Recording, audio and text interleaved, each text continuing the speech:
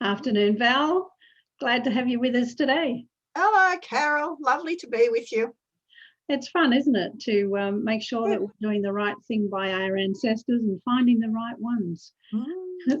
Folks, this is another episode of Essential Habits for Genealogists, and Val Wilkinson's with me today.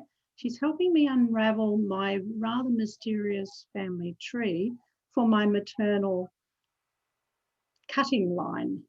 The surname Cutting we thought was unusual, but it seems there were many. And they all seem to have similar names. And I got very mixed up with my tree, imagining that there was one Charles Harry Cutting who was my great-grandfather. Not so. We have begun to unravel the mystery now. And I'm really grateful, Val, that you could do all that searching and send me the documents. It was a pleasure. I love a puzzle. I think folks would be interested in knowing what you did once you had some basic information from me and how you went about information for me. Would you like to share some of that with us today? I will indeed. Just share the screen.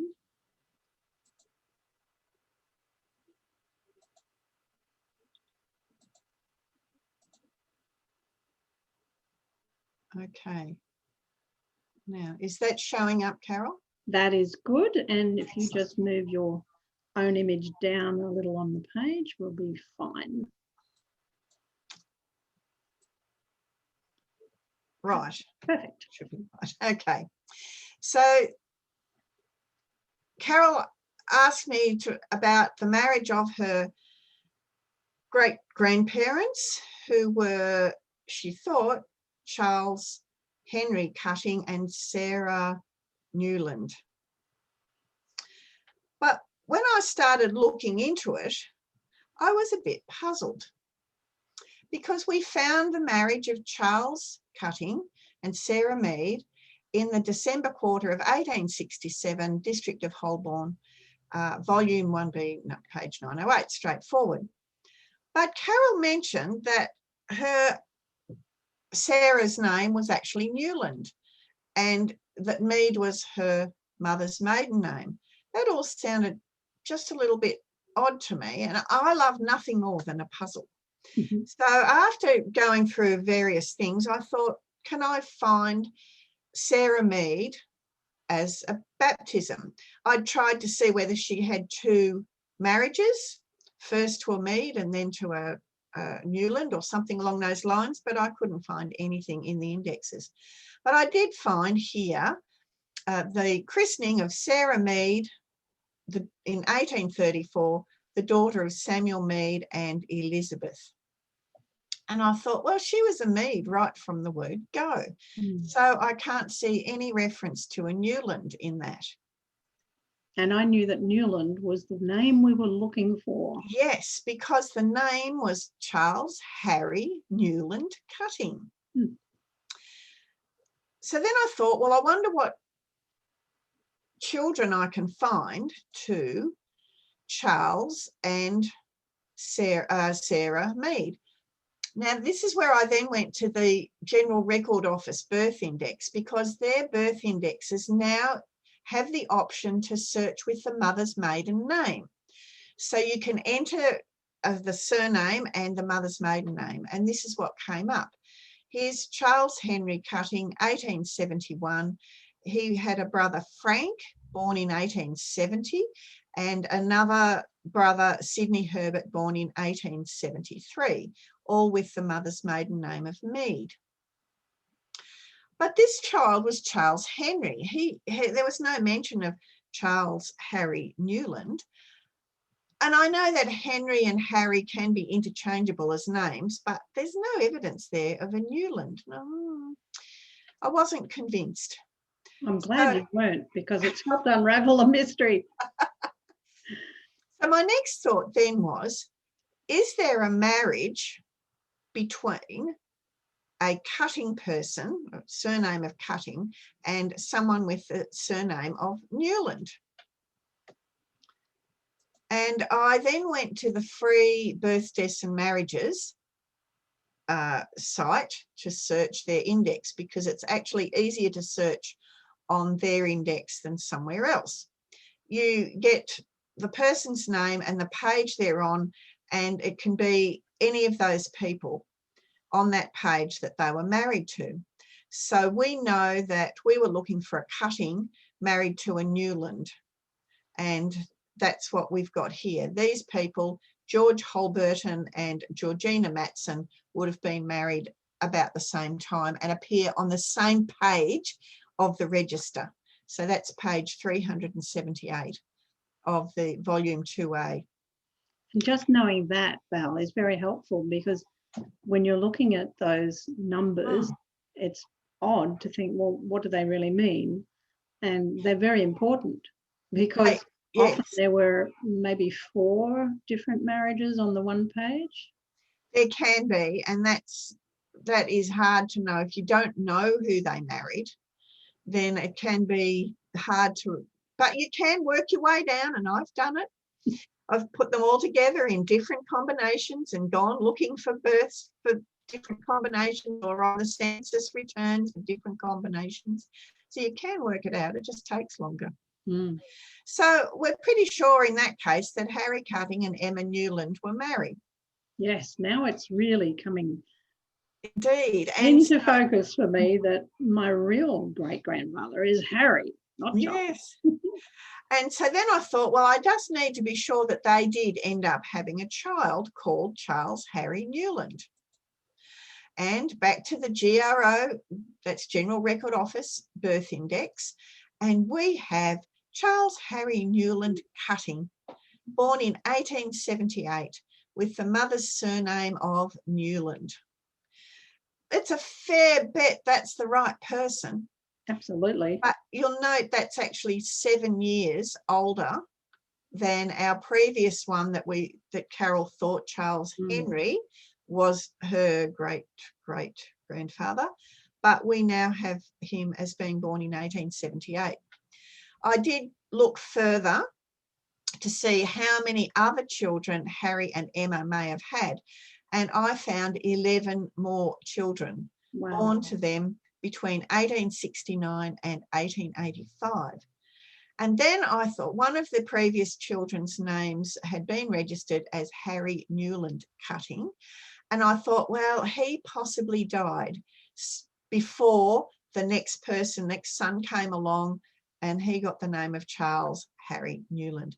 And sure enough, I actually found, of those 11 or 12 children, I found that 5 of them had died as infants between 1874 and 1886. So that's another avenue for Carol to explore at some point, was where they were living. Was that a reason? Was there an epidemic, or did they just not thrive? And that's something that I will do in the future. I think it's really important to sort of put the whole family in perspective now, because I had been barking up the wrong tree. I now need to be with the right people. So that's just another avenue when you're down the track a bit. So after that, I was thinking, well, I wonder whether I can find a baptism record for Charles Harry Newland.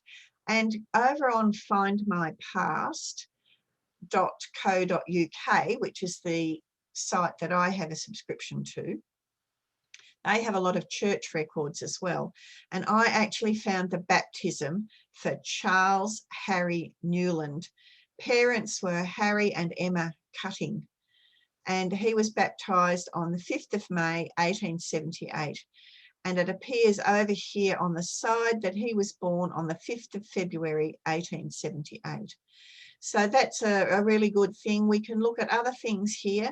London Road, the abode, is a little bit unusual because they had been at Park Road, I think. Yes. But that's probably not here nor there really. His profession there is a builder, and that's important to note, whether that, as you go through more records, is that a consistent occupation? Yes.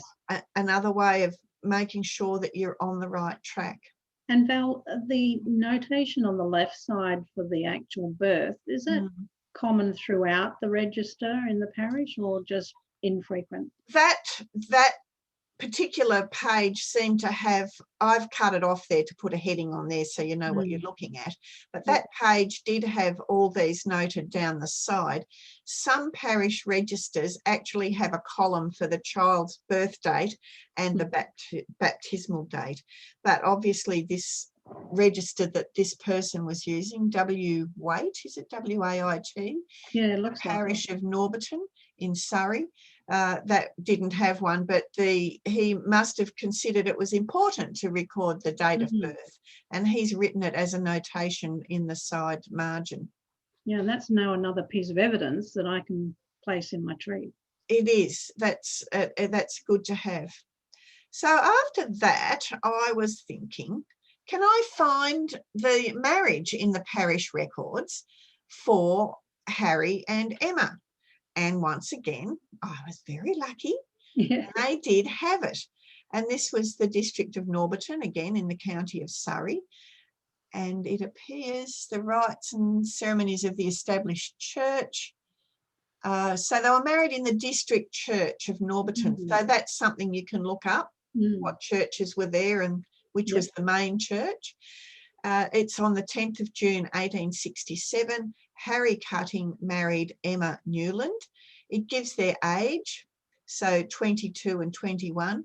That's a really good hint then. You'll know that you can start looking back about 1855, approximately, for when he might have been born. No, 45, 1845. And 46, Yes. Around that time, he's a carpenter, so that stays with the builder, carpenter, all of that type of profession. They were all tradespeople in that area. Exactly. But the best thing over here, it gives the father's name for both of them. So Harry's father was John Cutting, who was also a carpenter, and Emma Newland's father was Charles Newland. He was a cordwainer, and that's to do with making shoes and shoeing things and boots and that type of thing. Yeah, an interesting occupation. Yeah, exactly. So that actually then gives a lot of information that you can also look at the witnesses. It appears to be Walter Hunt or something, and perhaps Murray Hunt. Murray, Murray, yes, it's a little bit hard to read, but certainly it's further avenues to have a look. Well, it could well be, as you say, a married sister for Emma. Yeah. Well, and the other interesting thing, it appears that they both signed this register and their signatures are quite well executed. So you could think they've had some schooling. Yes, absolutely. And so there's more evidence there. There's lots of things that you can get just from one document. Absolutely. It's so wonderful to see the actual marriage document and unpacking it so that you've got all those little pieces to fill in later. Oh, absolutely wonderful to see it. I'm always thrilled that when you can see the actual church register, because that would be the original. I then had a look at 1911 census, because we know that Charles Harry Newland Cutting married in 1901. 1901. And so by 1911, we should have been able to find him with his wife, Mary Jane, who'd been a Robinson. That's correct. And we most certainly did. It might be a little bit hard to see on the screen there, but it says Charles Harry Cutting. They haven't put the Newland in there, probably because he didn't fit space. And he's aged 33. It's hard to see the top of the 3, but it is 33. And Mary Jane was 37, a few years older, and they had 3 children with them at that stage. But the good point over here, you can follow right across here, and Charles Harry's occupation was a plumber, and that fits in with his father, Harry, who in other documents has been a builder, a carpenter, an ironmonger, and so on. So that all fits with the same trade. But the other interesting point over here is that it also, the 1911 census asks how many children are living and or how many have you had, how many are living, and how many deceased. And in this case, they've had 6 children altogether, 5 of whom are living and 1 of whom has died. So that therefore adds more research possibilities. We've only got 3 children listed here, so there's another 2 children somewhere that they might have been staying with grandparents or uncles or aunts or something, but that's something for Carol to check as she goes. According to my family folklore is that in that particular marriage there were twins and triplets, and at that time some of them may have been farmed out to live with an aunt at that time, but I'm puzzled as to who's who at the moment, so I will investigate further. Yes, that's a really good way. Start looking in the 1911 census and see if you can find them lurking with some other relative.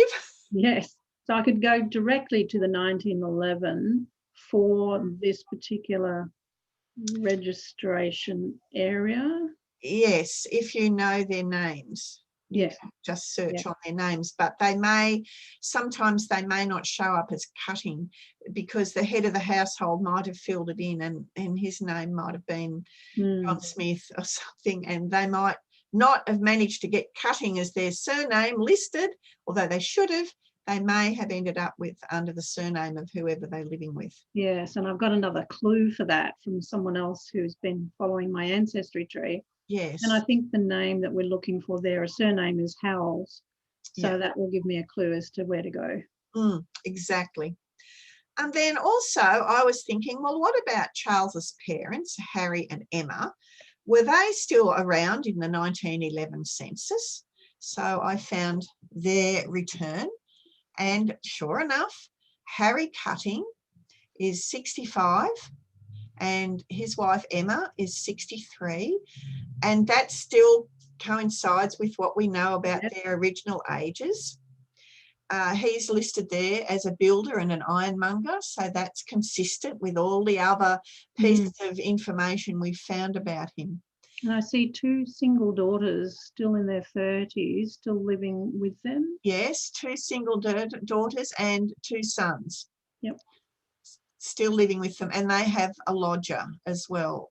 If he's any relation or not, I don't know. That's something that you would need to look at. But he's a totally different William profession. Lane, is it? It's a newsagent, I think it says. But is his last name Lane, L-A-N-E? I think it's William Lane, yes. Yeah, okay. Right. That's just something. He might be just lodging. They might have a spare room. The interesting thing is that up here under how many children they had, there were 12.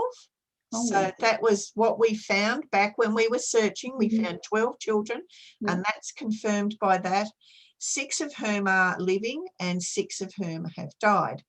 And so we'd found originally 5 who died as infants. So there's obviously another one who has died between then and 1911. Could be one of the older daughters who's married and died as under her married name or something along those lines, but that's more research, and it's not quite important enough at this point to go down the rabbit hole trying to find out who it was. You want to avoid some of those rabbit holes. They take you on a merry run. Yes, but I noticed down the bottom the address again and the house number, 13 Park Road. Yes. And that fits in with my other pieces of family folklore as to where all my relatives were living. So that's great. Yes, so that I actually did look at all the censuses to see where they were, to see what was consistent, and I went backwards and forwards between GRO, the General Record Office birth indexes, the death indexes on Find My Past, not Find My Past, I beg your pardon, Free BDM or BMD. They are easier to search on, and once you've got what you think might be the right ones, you can then go and have a look at the others, because the GRO death indexes have an age, so that's helpful. Indeed, because that will help me continue to fill in the raw data that I've got in my ancestral file that you can see here. Indeed. Where I keep everything in pencil, luckily. Yes. So that's at this point, Carol, I'll hand back to you. And that's some of the process that I used to come back to the conclusion that you couldn't find Charles Henry, or the original Charles Henry, Cutting, because he wasn't yours to find. He belongs to someone else. Absolutely. Thank you, Val. And I like hiding. Your comment before was that your ancestors will become evident to you and reveal themselves when the time is right. So you've helped make the time right for us today. Indeed. So let me just pause. I'll pause the recording. Thanks, Val. That's now given me the opportunity to redo my family tree, and I'm using Find My Past for that. And I'm going to share with you my progress so far and allow you to see how that's beginning to pan out.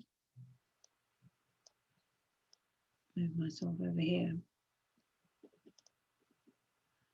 And I realise now how important it is when you're building a new family tree to get the information correct. Begin with the facts, verify them, check them, add the ancestors one by one, and the BMD data for each ancestor can be added as you build. And it's really important, as you've said to me many, many times, to make sure that we've got the facts correct with the original source documents. And then, and only then, expand the tree with the known relationships. So I'm going to have a lot of fun now in building this particular tree out into the other relatives for my great-grandparents and go into another level. So what you're seeing here is the beginning of this new tree for the cuttings. And my grandparents are here, Charles Harry Newland Cutting and Mary Jane Robinson. And above them are Harry Cutting and Emma Newland. So this is the new part that I'm now going to be building out. So starting, as you directed me to, with what we knew about my grandfather with Charles Harry Newland Cutting, and putting in just the information that we knew was correct. And that's fairly easy to do in Find My Past. And then go to the next stage to look at the data that we have building so far for Harry, his father. And in the next slide, it shows what I've got so far. And just the basics, when he was born. And if I'm not sure, I know that you're going to tell me that I should put about 1845, just in case it's not actually 1845. And then it was a reminder for me to verify it and make it a known fact before we go too much further on. Then we have the wonderful marriage for Harry and Emma in 1867. And we can search more for that if we want, but thanks to Val, I've got the information I need for that. And there's the birth of my grandfather here, Harry. And Emma gave birth to Charles Harry Newland. So we're building bit by bit. And one of the things that I'm now doing from the documentation that Val's gathered for us is to put that into Find My Past as part of the media. So you just simply upload a JPEG file so that you can see it as you go. So good to have that, because you can just flick through them and make sure that you're still on the right track. It's very easy to fall down a rabbit hole. So for me, the next focus person in my tree will be my maternal great-grandmother, Emma Newland. And in the next slide, I will begin to build more of the information that I know about her. And my guess is at the moment that she was born 1846, but I'll go back in and put that word about. And you can do that easily with the edit feature in Find My Past, so that I know that I've got to verify that fact. And slowly but surely build this tree with Emma's relatives, because at the moment we don't know for sure who her father and mother were. We've got some ideas, but we don't want to. Carol, you do know that her father was Charles, because that was on the marriage certificate. Yes, that's right. Absolutely. That's a fact that I can put in. Yes. That her father's name was Charles. So if I need to find her mother's name, what is your suggested next step for me? I would look, two things. I would look for her birth. She was born around 1846, so that is after civil registration began in England, which Yep. was March 1837. So I would go to the GRO birth index and put in Emma Newland and see around 1846 and see how many there are. Yep. And in the district, and see what the mother's maiden name is recorded. And then I would go to marriages and see whether I could find a corresponding marriage if it's after 1837, which it probably would be, to see if there's a corresponding marriage between a Charles Newland and one of those people with that surname. And then 1860, so you'd be looking at the census returns, 1841, 1851 and 1861 census returns, to see whether you can pinpoint that as a family, including Charles as a father and Emma as one of the children. Fantastic. Well, that's my next step. That's how I'm going to fill out my tree, my new tree for the maternal cutting line. Thanks so much for helping me unravel all that, Val. It's been really useful. It's good. It is indeed. It keeps us awake at night, or it keeps us engaged at night. Engaged. What better way to spend an evening than to talk to our deceased? We don't get any arguments from them. We do get mysteries, and it's great to unravel them. And every now and then we get a nudge in the right direction, because they're sick of hiding behind their headstones and they want to come out into the open and sit proudly beside us. Absolutely. And talking about headstones, I did do further research today, as you know, and I think I have found the gravestone for both Emma and Harry. Oh, wonderful. So that's a nice ending. We know their resting place.